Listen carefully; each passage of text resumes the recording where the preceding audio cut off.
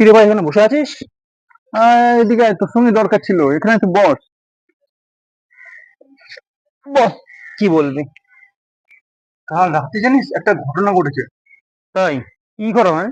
কাল রাতে যখন আমরা খেয়ে দিয়ে শুয়ে পড়েছিলাম, তখন হঠাৎ যেন মনে হলো যে ঘরে মনে হয় চোর ঢুকেছে। কি বলিস কি রে? তারপর কি করলি? এবার আমি তাকে দেখতে পেয়ে তার কাছে গেলাম। তার কাছে গিয়ে তাকে আমি জিজ্ঞেস করছি যে তুমি এখানে কি খুঁজছো? বাহ বাহ বাহ, কি বুদ্ধি তোর!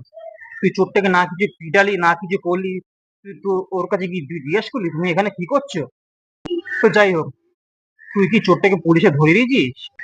না রে ভাই, আমি চোরটাকে পুলিশে ধরাইনি। তবে একদিকে ধরাইনি বলে আমার কিন্তু লাভই হয়েছে। কি? তাহলে কি করলি? আসলে তুই তো জানিস, আমি যা ইনকাম করি সবই আমার বউকে তুলে দিতে হয়। বউ আমাকে হাত খরচাটুকুও দেয় না। যা ইনকাম করি সব দিয়ে দিতে হয়।